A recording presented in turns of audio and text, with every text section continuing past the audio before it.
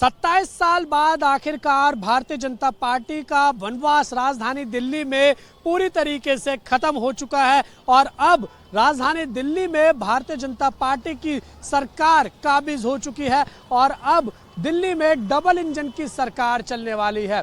इसके साथ आपको बता दें कि आज दिल्ली की नवनिर्वाचित मुख्यमंत्री रेखा गुप्ता ने दिल्ली के रामलीला मैदान में शपथ ली है और इस वक्त जो हमारी मौजूदगी है वो वहीं पर ही है और आप मेरे पीछे देख सकते हैं इस शपथ समारोह को भी भारतीय जनता पार्टी की तरफ से जो नाम दिया गया है वो दिया गया है विकसित दिल्ली शपथ समारोह। और लगातार भारतीय जनता पार्टी की तरफ से जब दिल्ली में विधानसभा के चुनाव हो रहे थे तो ये मुद्दा उठाया जा रहा था कि दिल्ली देश की राजधानी है लेकिन जितना विकसित इसको होना चाहिए उतना दिल्ली विकसित नहीं हो पाई है। भारतीय जनता पार्टी अगर जीत के आती है तो सबसे पहले दिल्ली के सारे रुके हुए काम किए जाएंगे और यही आज हमें देखने को मिला है। भारतीय जनता पार्टी ने आज इस शपथ समारोह का नाम विकसित दिल्ली शपथ समारोह लिखा है। इसके साथ आपको बता दें कि आज दिल्ली के नए मुख्यमंत्री के तौर पर रेखा गुप्ता के साथ साथ उनके 6 मंत्रियों ने भी जो है कहीं ना कहीं आज शपथ ली है और आज दिल्ली के इसी रामलीला मैदान में उन लोगों ने शपथ ली है। साथ ही आपको जानकारी दे देते हैं कि किन किन लोगों ने आज रेखा गुप्ता के साथ मंत्रिमंडल में शपथ ली है। सबसे पहले प्रवेश वर्मा ने जो है वो आज मंत्री में बनने की जो है वो शपथ ली है दिल्ली में। उसके साथ आशीष सूद, कपिल मिश्रा, मनजिंदर सिंह सिरसा, पंकज सिंह और रविंद्र सिंह इंद्राज ये वो मंत्री हैं जिन्होंने आज जो है वो दिल्ली के जो मंत्री बनेंगे, जो कहीं ना कहीं जो है कैबिनेट मिनिस्टर्स बनेंगे, उन्होंने जो है वो शपथ ली है। तो यानी आप देख सकते हैं कि रेखा गुप्ता के साथ साथ 6 अन्य मंत्रियों ने भी आज शपथ लिया और आज इस शपथ ग्रहण समारोह में एनडीए की भी ताकत हमें देखने को मिली है और कहीं ना कहीं विपक्ष के गठबंधन को भी एक मैसेज यहां से एनडीए ने भेजा है। प्रधानमंत्री नरेंद्र मोदी के साथ गृह मंत्री अमित शाह, राजनाथ सिंह और साथ ही जो एनडीए में जहां पर उनकी जिन राज्यों में सरकार है उनके मुख्यमंत्री भी आज इस शपथ ग्रहण समारोह में पहुंचे थे और इस शपथ ग्रहण समारोह को भव्य तरीके से दिल्ली के इसी रामलीला मैदान में आयोजित किया गया और आखिरकार 27 साल बाद दिल्ली में बीजेपी का सूखा खत्म हुआ है और दिल्ली को रेखा गुप्ता जो है वो दिल्ली के नए मुख्यमंत्री के तौर पर दिल्ली को मिल चुकी हैं। वीडियो जर्नलिस्ट बलदेव के साथ उज्जवल कुमार, JK 24/7 न्यूज, दिल्ली।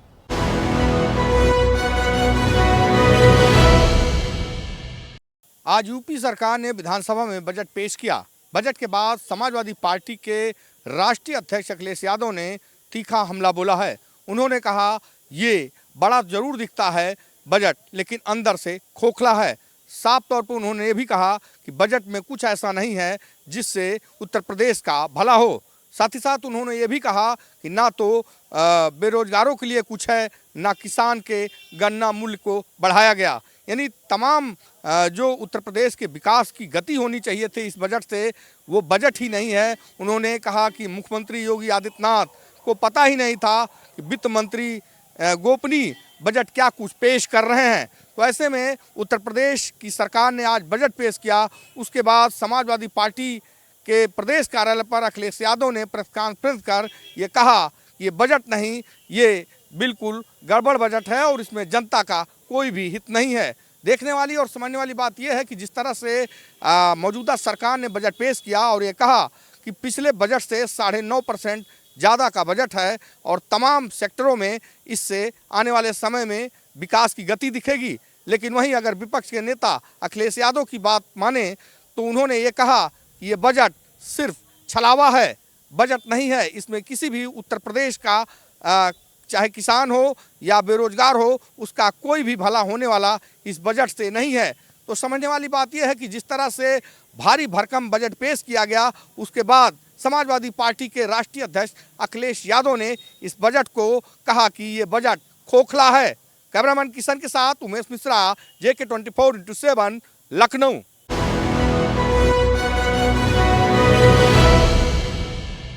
आज सिटी रिपोर्टर में उत्तर प्रदेश विधानसभा लखनऊ से बजट की बात की जाएगी। जहां पर 8 लाख करोड़ के ऊपर की धनराशि का बहुत बड़ा बजट उत्तर प्रदेश सरकार ने पास किया। योगी आदित्यनाथ की सरकार का ये नवा बजट है। सुरेश खन्ना ने अपने संबोधन में कहा कि आम जनमानस का बजट है। वहीं पर विपक्ष ने करारा प्रहार किया। शिवपाल यादव ने कहा ये झूठा बजट है। अखिलेश यादव ने कहा ये इसमें विजन नहीं है। मायावती ने कहा गरीबों की अनदेखी की गई है। मगर बजट में सबसे अहम बात रही मेधावी छात्राओं के लिए रानी लक्ष्मीबाई स्कूटी योजना, जहां पे स्कूटी दी जाएगी, जिसका वादा उत्तर प्रदेश सरकार ने चुनाव में किया था 2022 में। यानी योगी आदित्यनाथ ने तमाम मंचों से कहा था कि बेटियों को अब की बार हम स्कूटी देंगे। अब देखने वाली बात है, कल से बजट पे चर्चा होगी और विपक्ष बहुत मूड में है करारा प्रहार करने पे। अब कितना सरकार डिफेंड कर पाती है और कितना नहीं, ये कल से विधानसभा की कार्रवाई में देखने को ज़रूर मिलेगा। कैमरा पर्सन जुबैर के साथ रज़ा अब्बास, लखनऊ, JK न्यूज़।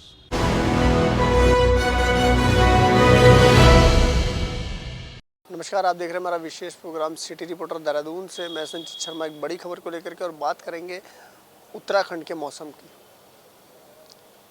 उत्तराखंड में जिस तरीके से गर्मी का एहसास हो रहा था, तो कहीं ना कहीं माना जा रहा था कि इस बार गर्मियां जल्दी आ जाएंगी, लेकिन मौसम विभाग ने अलर्ट जारी किया था कि अगले 2 दिन बारिश हो सकती है। और आज की अगर हम बात करें तो सुबह से बारिश का माहौल रहा। देहरादून के अंदर बारिश हुई। और बात करें उच्च हिमालय क्षेत्रों की, तो उच्च हिमालय क्षेत्रों में भी भारी बरसात देखने को मिली। बात केदारनाथ की करें तो केदारनाथ में पूरी तरीके से बर्फबारी हुई है। साथ ही साथ जितनी भी एजेंसियां हैं उनको अलर्ट मोड पे रखा गया है, क्योंकि जिस तरीके से बरसात शुरू हो गई है उसको लेकर के उत्तराखंड के भौगोलिक स्थिति को देखते हुए उत्तराखंड के अंदर प्राकृतिक आपदाओं का आगमन होना एक आम बात है। जैसे जैसे उत्तराखंड के अंदर मौसम बदलता है, वैसे वैसे उत्तराखंड के अंदर जो प्राकृतिक समस्याएं हैं वो बढ़ने लगती हैं। भारी बरसात के कारण कई जिलों में लैंडस्लाइड हो जाती है, जिसके कारण सड़कें ब्लॉक हो जाती हैं, तमाम नदियां उफान पर आ जाती हैं। इन्हीं सभी चीज़ों को लेकर के जितनी भी नदी किनारे रह रहे लोग हैं उनको नदी किनारे से हटाया गया। साथ ही साथ उच्च हिमालय क्षेत्रों में जहाँ पर लैंडस्लाइड की संभावना है, वहाँ पर JCB का इंतज़ाम किया गया है कि अगर लैंडस्लाइड होने से रास्ता ब्लॉक होता है तो उसको जल्द से जल्द खोला जाए। वहीं बात करें टूरिस्ट की, तो जिस तरीके से मौसम ने करवट बदली है, तो निश्चित तौर पे उत्तराखंड के अंदर टूरिस्ट की जो संख्या है वो बढ़ने जा रही है। टूरिस्ट के आने से उत्तराखंड की आर्थिकी में एक बड़ा धक्का लगता है, एक बड़ा मुनाफा उत्तराखंड की आर्थिकी को मिलता है।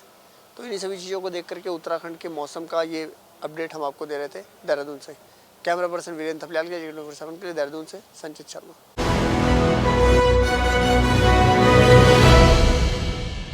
नमस्कार दोस्तों, स्वागत है आपका हमारे विशेष प्रोग्राम सिटी रिपोर्टर में। और मैं देहरादून से धीरेन्द्र प्रताप सिंह हाजिर हूं आपके सामने आज की बड़ी खबर लेकर के। आज की सबसे बड़ी खबर है उत्तराखंड के विधानसभा से, जहां पे आज पुष्कर सिंह धामी सरकार ने वर्ष 2025-26 का वार्षिक बजट विधानसभा के पटल पे रखा है।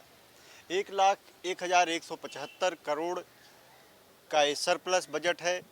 बजट भाषण के बाद मुख्यमंत्री ने पत्रकारों से बातचीत भी की और उन्होंने कहा कि यह एक ऐतिहासिक सरप्लस बजट है। उन्होंने कहा कि सरकारें आती हैं और घाटे का बजट थोप करके चली जाती है, लेकिन उनकी सरकार इस बात का पूरा ध्यान रख रही है कि जो बजट आए वो सरप्लस हो। और इसमें न केवल राज्य की आय बढ़ाने की बात की गई है, बल्कि लोगों को तमाम करों से राहत देने की भी व्यवस्था की गई है। उन्होंने बताया कि इस बजट के माध्यम से अगले 1 साल में उत्तराखंड के विकास की तस्वीर उकेरी गई है। उन्होंने कहा कि ये सरकार का दृष्टिपत्र है और इसी के आधार पर सरकार अगले 1 साल में उत्तराखंड के विकास की रूपरेखा खींचेगी। वित्त मंत्री प्रेमचंद अग्रवाल ने सदन के पटल पे इस बजट को रखा और एक लंबे चौड़े भाषण में इस बजट की खास उपलब्धियों को गिनाया। सर्वसमावेशी बजट बताते हुए वित्त मंत्री ने कहा कि इस बजट के माध्यम से सरकार राज्य के विकास की गति को और तेज करेगी। दूसरी तरफ विपक्ष के विधायकों ने प्रदेश कांग्रेस अध्यक्ष ने रिएक्शन देते हुए इस बजट को बढ़ा चढ़ाकर दिखाया गया आंकड़ा बताया और कहा कि इस बजट में सिर्फ बातें की गई हैं, लेकिन इसमें इसके माध्यम से कोई विकास की गति बढ़ेगी, इस पे उनको संदेह है।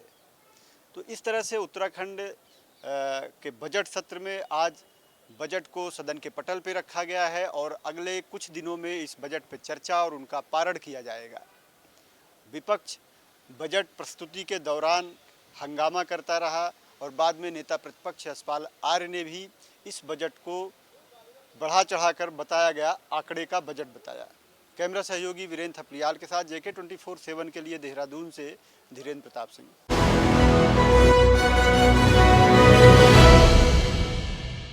पंजाब के अंदर पानियों का मुद्दा एक बार फिर गर्माता जा रहा है। इस बार पंजाब के मुख्यमंत्री भगवंत मान ने दो टूक कह दिया है कि पंजाब के पास एक भी बूंद अतिरिक्त पानी किसी दूसरे राज्यों को देने के लिए नहीं है। आपको बता दें, रावी ब्यास जल मैनेजमेंट बोर्ड की एक बैठक के दौरान पंजाब के अंदर फिर से पानियों का मुद्दा उठा था, जिस पर मुख्यमंत्री भगवंत मान ने पंजाब का पक्ष रखते हुए ये साफ कर दिया कि अब पंजाब के पास फालतू पानी नहीं है या फिर दूसरे राज्यों को और पानी दिया जाए। मुख्यमंत्री ने कहा कि जितने भी जलशायी पंजाब के अंदर हैं वो पहले ही सूख रहे हैं और रावी और ब्यास के पानी से वो दूसरे राज्यों को पहले की तुलना में ज़्यादा पानी दे रहे हैं, जिससे पंजाब की स्थिति काफ़ी ज़्यादा चिंताजनक बनी हुई है। मुख्यमंत्री ने ये भी कहा कि अगर और पानी की डिमांड पंजाब से की जाती है तो इससे पंजाब का जो कृषि सेक्टर है वो पूरी तरीके से प्रभावित होगा, क्योंकि जमीन निचला पानी का जो स्तर है वो लगातार नीचे जा रहा है, जिससे चिंता लगातार पंजाब के किसानों की बनी हुई है।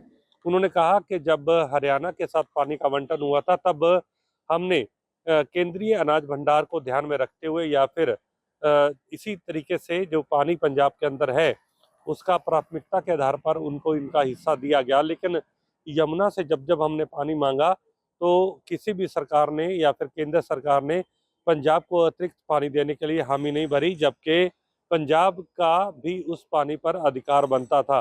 उन्होंने कहा कि हरियाणा के पास पंजाब की तुलना में ज़्यादा पानी है, लेकिन वो लगातार प्रेशराइज करके पंजाब से और पानी की डिमांड कर रहा है, जो बिल्कुल उचित नहीं है। तो मुख्यमंत्री ने आज साफ कर दिया है कि किसी भी कीमत पर पंजाब का जो पानी है वो अब और राज्यों को नहीं दिया जा सकता। इससे हमारी स्थिति और खेती बाड़ी संकट जो है पंजाब के अंदर और भी गहरा सकता है। कैमरामैन निशान के साथ मैं नवदीप छाबड़ा, JK 24/7 न्यूज़, चंडीगढ़।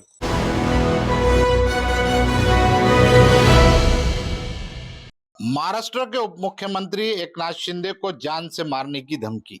महाराष्ट्र में मचा हड़कंप। नमस्कार, मैं हूं इरशाद अहमद और आप देख रहे हैं मेरे साथ JK 24/7 न्यूज का खास कार्यक्रम सिटी रिपोर्टर। महाराष्ट्र की राजनीति में एक बार फिर हड़कंप मच गया है। राज्य के उप मुख्यमंत्री एकनाथ शिंदे को जान से मारने की धमकी मिलने का सनसनीखेज मामला सामने आया है। गोरेगांव पुलिस को एक अज्ञात शख्स का ईमेल मिला है जिसमें एकनाथ शिंदे की गाड़ी को बम से उड़ाने की धमकी दी गई है। यही नहीं, मंत्रालय और JJ मार्ग पुलिस स्टेशन में भी ऐसा ही धमकी भरा मेल भेजा गया है। इस मामले को लेकर पुलिस तुरंत हरकत में आई है और धमकी भेजने वाले की तलाश में जुट गई है। पुलिस अधिकारियों के मुताबिक गोरेगांव पुलिस स्टेशन और अन्य स्थानों पर धमकी भरे ईमेल प्राप्त हुए हैं।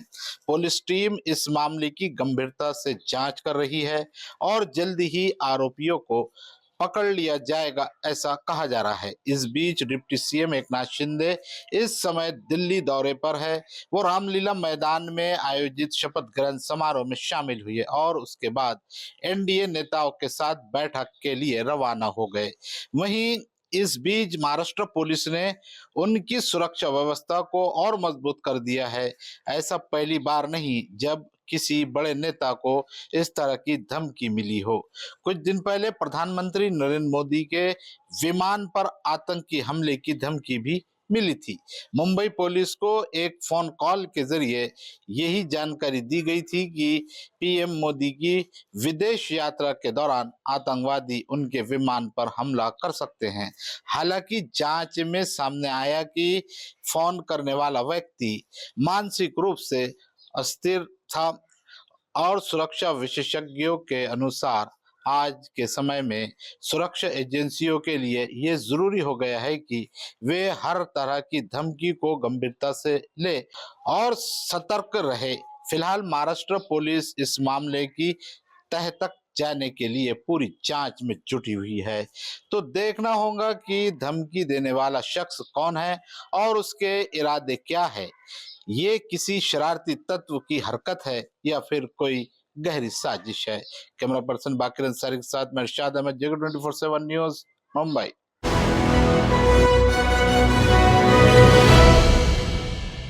कर्नाटक के सीएम सिद्धरामैया को एक बहुत बड़ा रिलीफ मिलता नजर आया। लोकायुक्त अदालत ने मूढ़ाहगढ़ यानी कि मैसूर अर्बन डेवलपमेंट अथॉरिटी में जो प्लॉट्स जो तकसीम किए गए थे, उनकी जो बीवी की पार्वती के नाम से जो अलॉटमेंट किया गया था वो बेबुनियाद बताया। लोकायुक्त अदालत ने सीएम चीफ मिनिस्टर सिद्धरामैया को क्लीन चिट दे दी है और यहाँ पर कर्नाटका में सिद्धरामैया को एक बहुत बड़ा रिलीफ मिला है।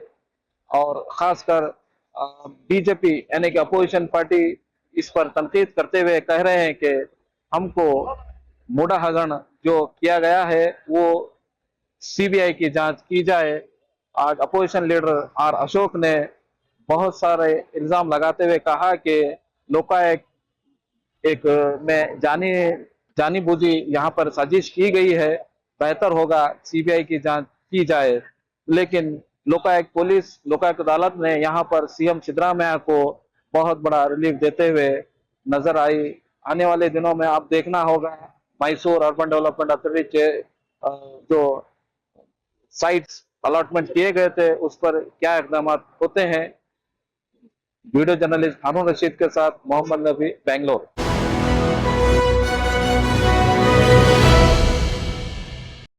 नमस्कार, मैं देव प्रकाश, आप देख रहे हैं सिटी रिपोर्टर। राजधानी पटना में बिहार लोक सेवा आयोग बीपीएससी आयोग के द्वारा सत्याग्रह अभ्यर्थियों के खिलाफ एक बड़ी कार्रवाई करते हुए 12 अभ्यर्थियों को 3 साल के लिए परीक्षा देने से वंचित कर दिया है। आपको बता दें कि पिछले कई दिनों से बीपीएससी परीक्षार्थी पटना में धरना एवं प्रदर्शन देते आ रहे थे एवं विभिन्न पार्टियों के द्वारा उन बातें भी हुई, लेकिन सरकार उनकी बातों न मानते हुए आज आयोग के द्वारा एक बहुत बड़ा कार्रवाई किया गया है और करीब 12 अभ्यर्थियों के खिलाफ 3 वर्षों तक परीक्षा से वंचित रखा गया है। वहीं एक अरविंद कुमार नाम छात्र है जिसको आजीवन परीक्षा देने पर प्रतिबंधित लगाया गया है। वो आजीवन बीपीएससी का परीक्षा नहीं दे सकता है। आयोग ने आरोप लगाया कि अरविंद कुमार जो हैं वो बीपीएससी का पेपर लीक मामले में उनका नाम उजागर हुआ था और उन्होंने पेपर को लेकर मार्केट में पेपर को लीक भी किया था और विभिन्न परीक्षार्थियों को गुमराह करने का उस पर आरोप लगाया गया है। आयोग ने यह भी कहा कि जिन परीक्षार्थियों ने सत्याग्रह के टाइम में विभिन्न पेपर लीक के मामले में जिनका नाम आया था वैसे लोग इसमें शामिल हैं और जिसमें इसी कारण से 12 अभ्यर्थियों को 3 साल तक परीक्षा देने से वंचित रखा गया है एवं एक अभ्यर्थी जो है अरविंद कुमार, उनको आजीवन बीपीएससी परीक्षा नहीं दे पाए, इसके लिए आजीवन उन पर प्रतिबंधित लगाया गया है। आपको बता दें कि राजधानी पटना में बीपीएससी के छात्रों के द्वारा कई महीनों से बीपीएससी परीक्षा को रद्द करने को मांग को लेकर धरना एवं प्रदर्शन किया जा रहा था एवं उन लोगों ने राज्यपाल से मुलाकात की परीक्षा रद्द कराने को लेकर, लेकिन आयोग ने उनकी एक न सुनी और आज ये बहुत बड़ा फैसला लेते हुए बीपीएससी छात्रों को, जिससे बीपीएससी छात्रों में थोड़ा अंदर से बीपीएससी छात्रों को देखा जाए तो थोड़ा सा वो अंदर से नाराज़ भी लग रहे हैं। ये जो किया गया है बीपीएससी छात्रों के द्वारा, अब देखना होगा कि आगे बीपीएससी छात्रों का आंदोलन और कितना तुल पकड़ता है, ये तो बाद में पता चलेगा। अब फिलहाल आज जैसा कि आयोग द्वारा ये किया गया है। कैमरा पर्सन अजय के साथ देव प्रकाश, JK 24/7 न्यूज़, पटना।